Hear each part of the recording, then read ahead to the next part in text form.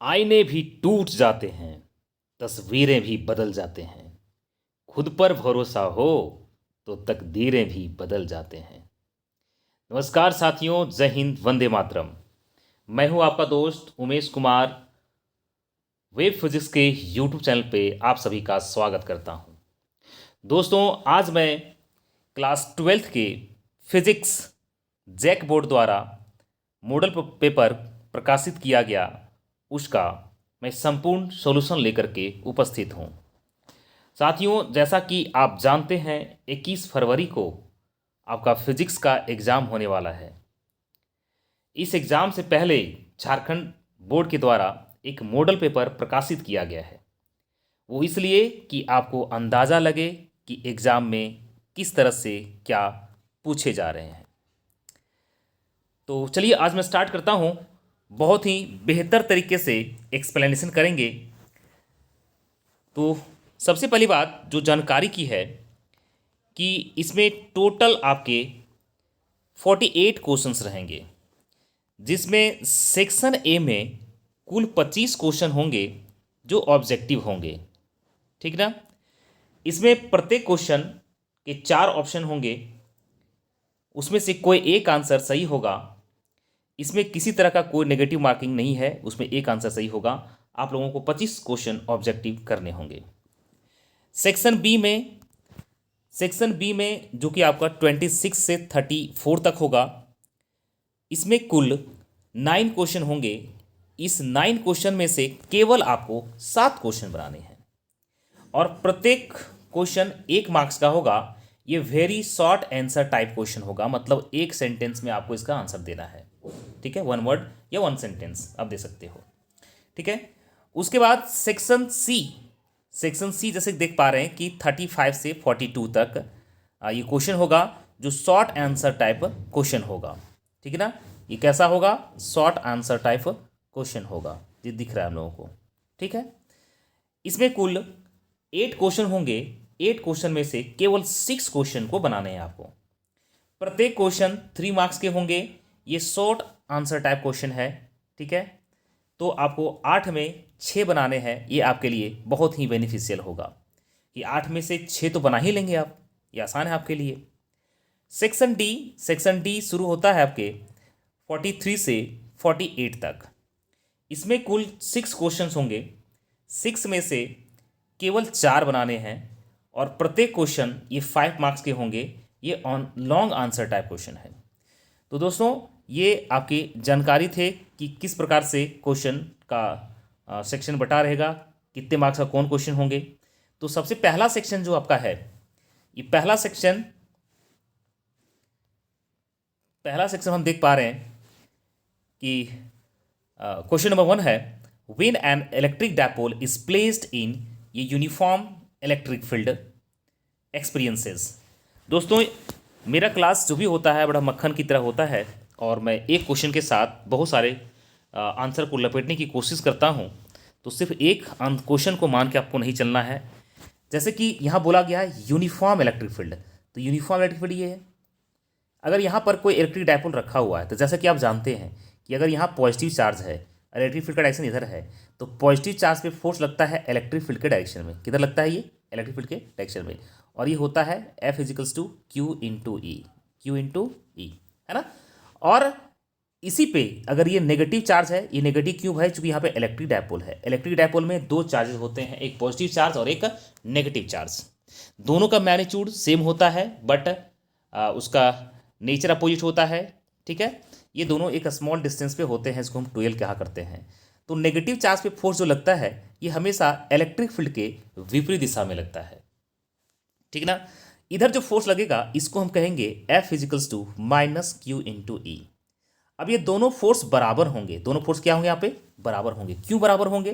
तो चूंकि ये यूनिफॉर्म इलेक्ट्रिक फील्ड है, जितना फोर्स इधर लगेगा उतना ही फोर्स इधर लगेगा अपोजिट डायरेक्शन में। तो नेट फोर्स कितना हो जाएगा? इस पर 0 हो जाएगा। लेकिन कि आप यहाँ देख सकोगे कि नेट फोर्स तो 0 हो रहा है, लेकिन कि अगर इधर फोर्स एक F लग रहा है, इधर फोर्स एक F लग रहा है, तो इसको, इस डायपोल को ये रोटेट कर देगा। ये मतलब कि इस पे एक नेट इलेक्ट्रिक टॉर्क लगेगा। इस इलेक्ट्रिक डायपोल को क्या लगेगा? एक टॉर्क लगेगा। ठीक ना। ये नेगेटिव चार्ज और ये पॉजिटिव चार्ज। एक चीज़ और मैं बता दूं थोड़ा सा कि इलेक्ट्रिक डायपोल मोमेंट को हम पी से रिप्रेजेंट करते हैं। इसका डायरेक्शन नेगेटिव टू पॉजिटिव होता है, नेगेटिव टू पॉजिटिव। तो मैं एक क्वेश्चन के साथ बहुत सारा एक्सप्लेनेशन करूंगा जो कि एग्जाम पता नहीं क्या आएगा, ठीक है। तो थोड़ा सा हम आगे भी देख लेते हैं, ठीक है। तो यहाँ पे देखें कि नेट फोर्स जीरो होगा लेकिन टॉर्क यहाँ पे होगा, so that B is the right answer. Next question, question number 2,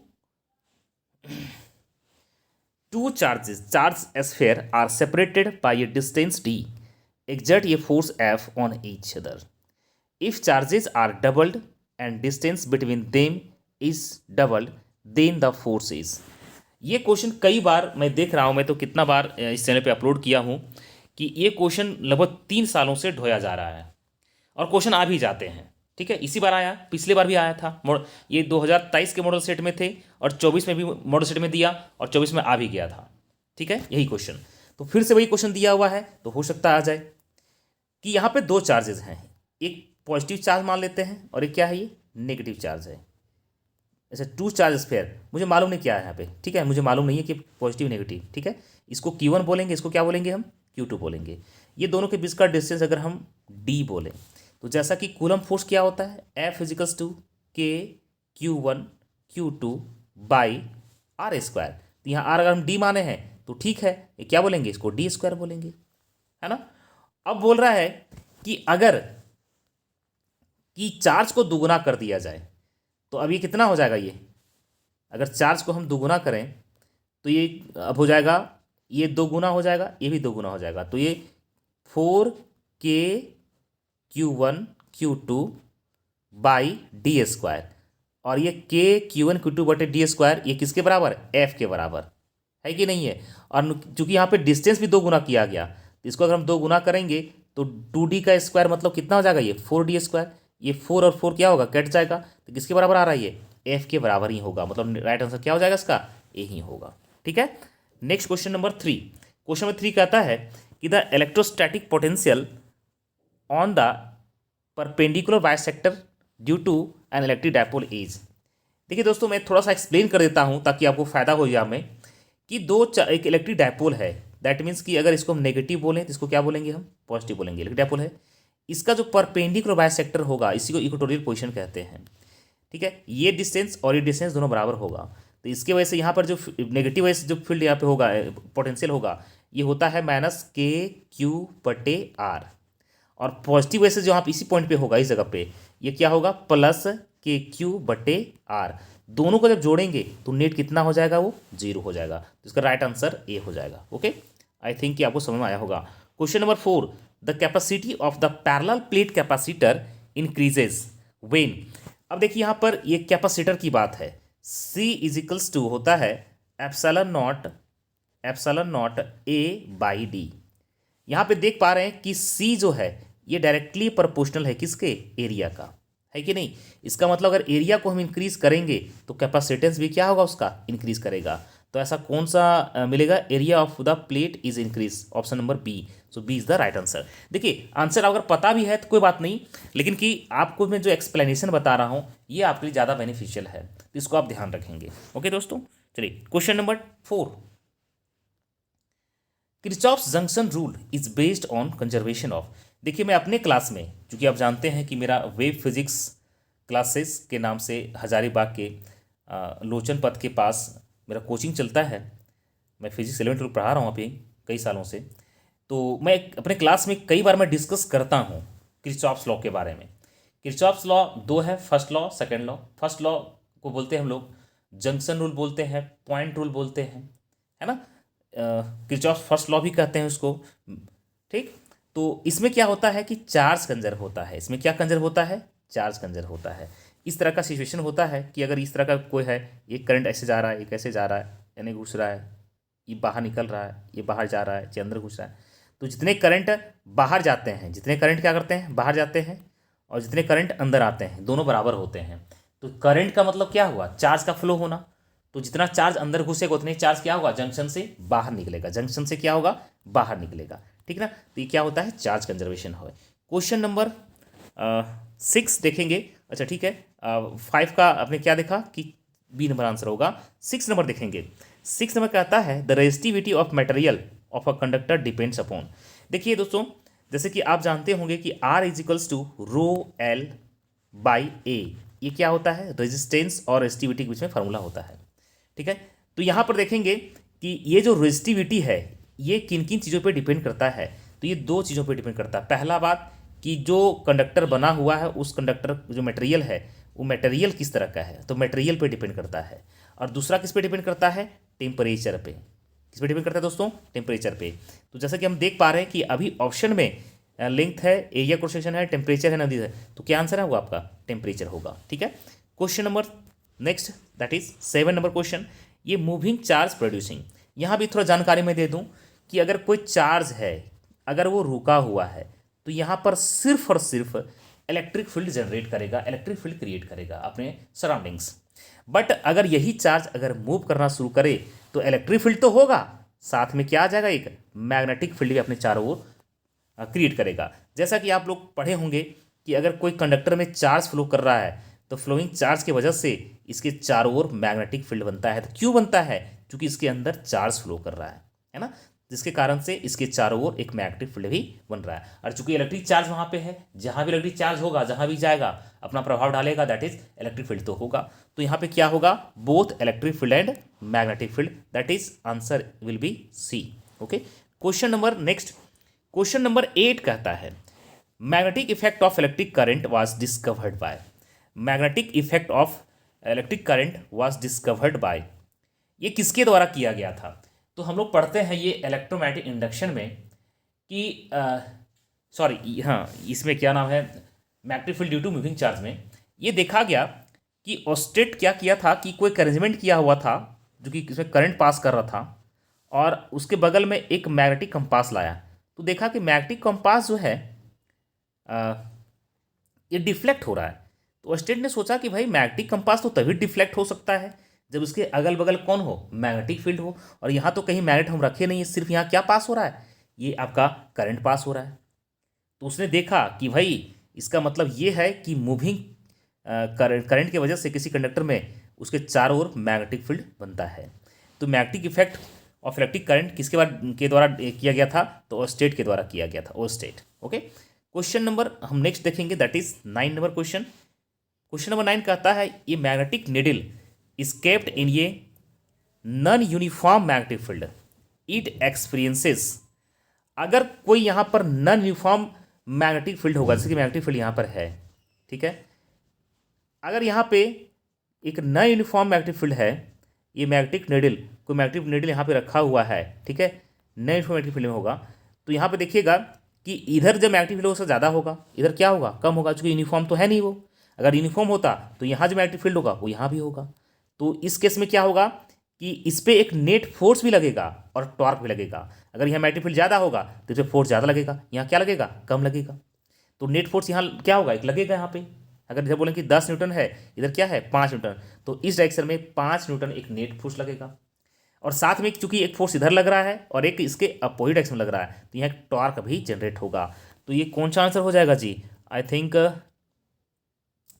force and a torque, that is C number is the right answer. देखिए मेरा मकसद सिर्फ आंसर बताना नहीं है, आपको समझा पाना, ताकि इससे संबंधित और भी क्वेश्चंस आप एग्जाम में कर सको। क्वेश्चन नंबर 10 कहता है for which of the following is magnetic susceptibility negative. देखिए क्लास में आप लोग पढ़ाया जाता होगा magnetic properties of matter, magnetic properties क्या होते हैं, मैग्नेट जो मैग्नेटिक प्रॉपर्टीज शो करता है उसका क्या प्रॉपर्टी है, ठीक है। तो डाई, पारा एंड फेरो, डाई, पारा एंड फेरो। तो यहाँ पर ससेप्टिबिलिटी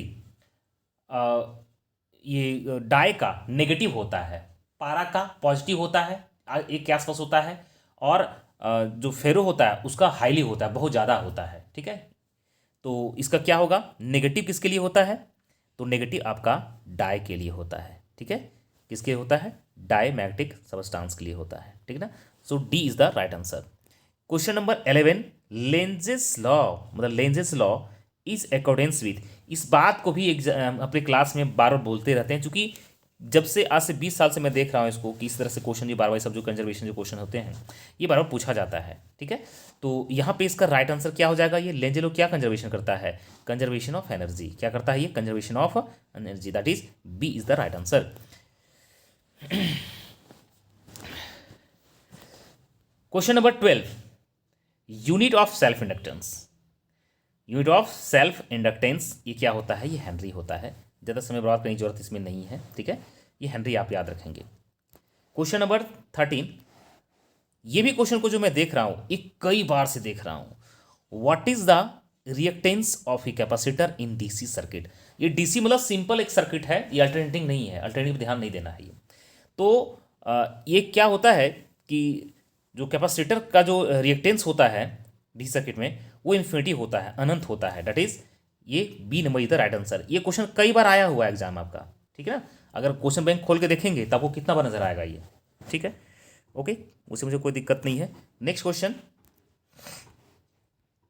क्वेश्चन कहता है कि the transformation ratio of a step up transformer. Step up transformer में क्या होता है कि ट्रांसफार्मर में दो कॉइल होता है, एक प्राइमरी कॉइल और एक सेकेंडरी कॉइल। ट्रांसफार्मर में क्या होता है, दो कॉइल होता है, एक प्राइमरी कॉइल और एक सेकेंडरी कॉइल। तो स्टेप अप में क्या होता है कि सेकेंडरी कॉइल में नंबर ऑफ टर्न्स ज़्यादा होते हैं, नंबर टर्न्स क्या होते हैं, ज़्यादा होते हैं, ठीक ना। तो ज़्यादा होते हैं तो ये क्या होगा, इसका जो वैल्यू होगा वो ये होगा सेकेंडरी बाय प्राइमरी होता है, मतलब कि ये ज़्यादा होगा और ये क्या होगा, ये कम होगा। तो इसके लिए क्या होगा, अगर न्यूमरेटर बड़ा हो और डिनोमिनेटर क्या हो, छोटा, तो उसका वैल्यू मोर देन 1 होता है। तो C is the right answer हो जाएगा आपका, ठीक ना। इसे याद रखेंगे कि ट्रांसफार्मर का बहुत ज़्यादा चांस है कि इस बार आपके एग्जाम में 5 मार्क्स से पूछा जाए दोस्तों। तो आप लोग ट्रांसफार्मर और जनरेटर को भी, जो अल्टरनेटर है इसको कहते हैं एसी जनरेटर, ये दोनों को आप जरूर से जरूर कर लेंगे। 5 मार्क्स में आपका आने वाला है ये, ठीक ना। ओके, क्वेश्चन नंबर 15 देखते हैं। Suitable for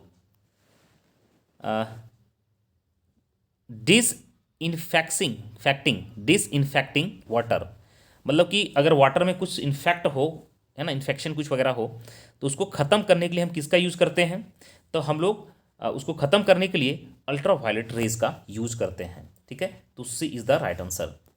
question number 16, which of the following waves has minimum wavelength.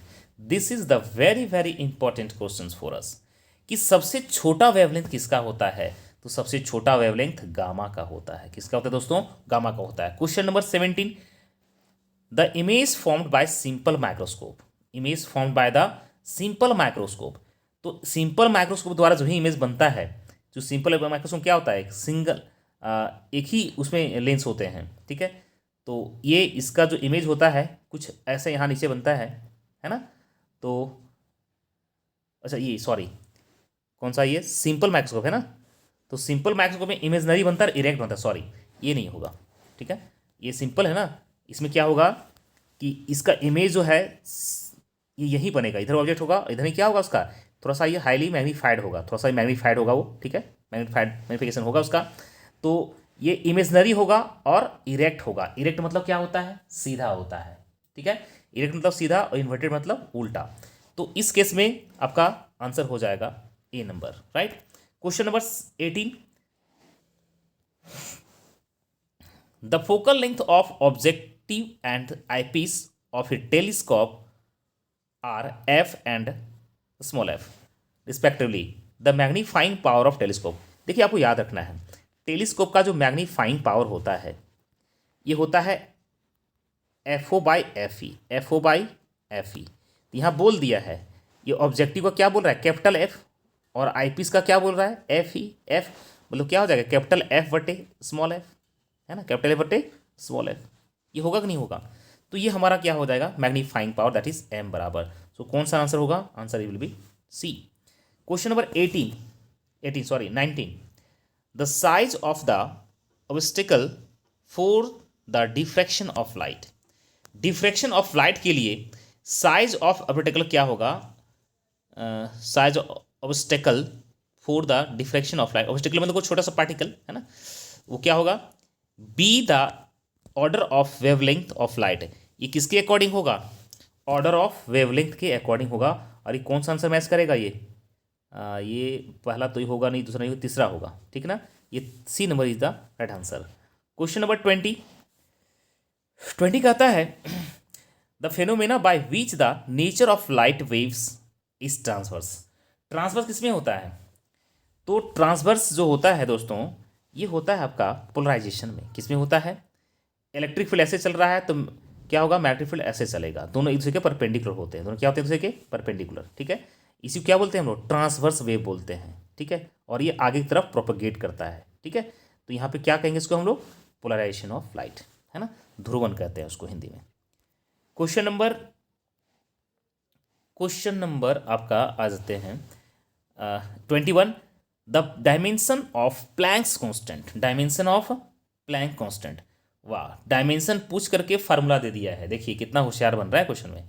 अब कोई बात नहीं, इसको हम दिखाते हैं कैसे सॉल्व करेंगे। Dimension of Planck constant is, सबसे पहले दोस्तों कि प्लैंक कांस्टेंट जो होता है कहाँ आता है? फार्मूला होता है मॉडर्न फिजिक्स में, E is equals to H nu, जहाँ E आपका एनर्जी है, एच को ही प्लैंक कांस्टेंट बोलते हैं और न्यू को हम फ्रीक्वेंसी बोलते हैं।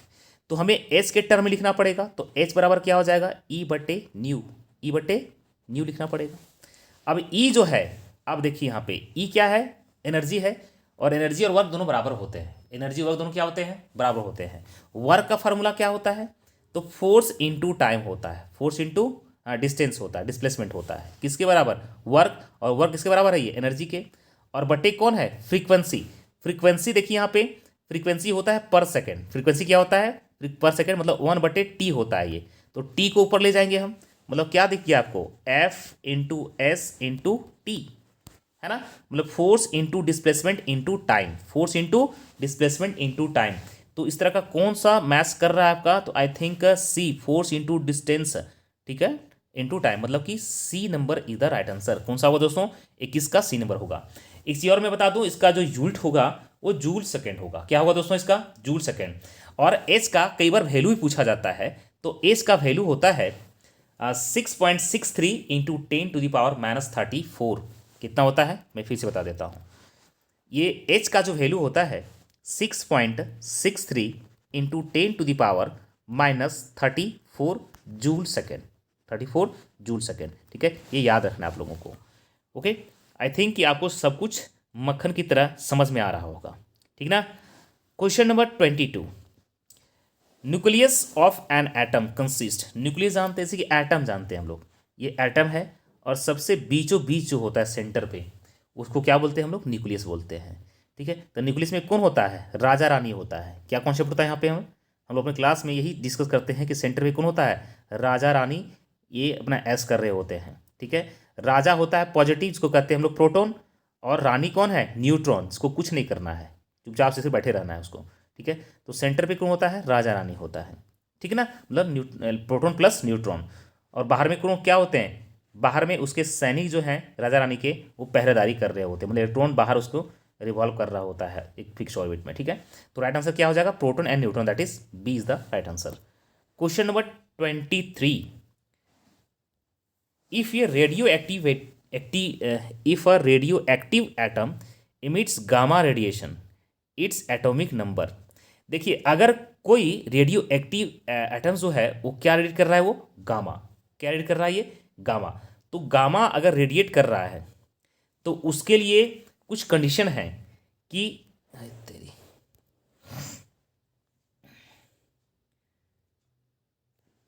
हाँ, if a radioactive atoms emits gamma radiation its atomic number, उसका जो एटॉमिक नंबर होता है दोस्तों वो चेंज नहीं होता है, वो रिमेन क्या होता है? वो अनचेंज होता है, ठीक ना। तो इसका राइट आंसर क्या हो जाएगा 23 का?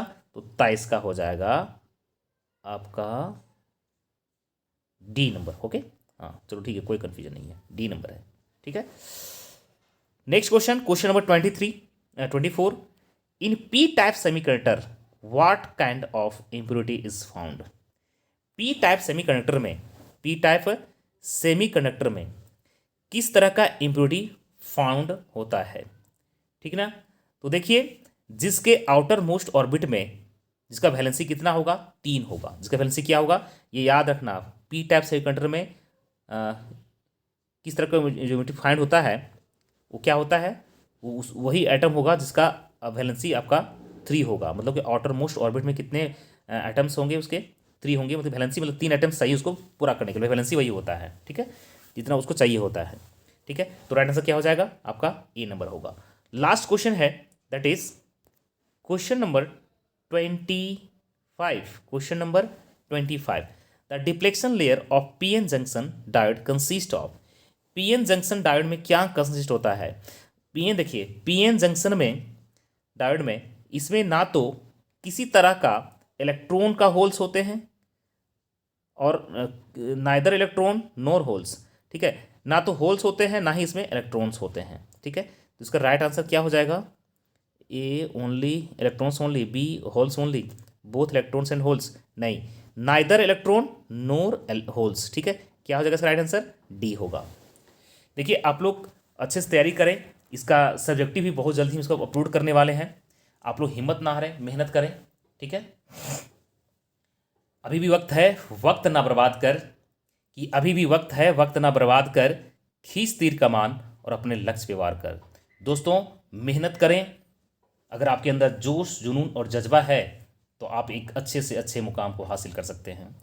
इस वीडियो को देखने के लिए बहुत बहुत धन्यवाद। अगर चैनल पर नए हैं तो प्लीज़ एक बार चैनल को सब्सक्राइब कर दें, अपने दोस्तों में शेयर करें। इसका दूसरे वीडियो में सब्जेक्टिव वो भी मैं अपलोड करूंगा। उसके अलावा बहुत सारा इस यूट्यूब चैनल पे आपके 2021 से लेकर के अभी तक जितने भी मॉडल पेपर हैं और जितने पिछले साल का क्वेश्चन पूछे हुए हैं, ये सारे इसमें डाले हुए हैं। आप जाकर के इसमें वीडियो पे जाकर देख सकते हैं सारे क्वेश्चन को, है ना। वीडियो को देखने के लिए आपको बहुत बहुत धन्यवाद। Thank you so much. जय हिंद, वंदे मातरम।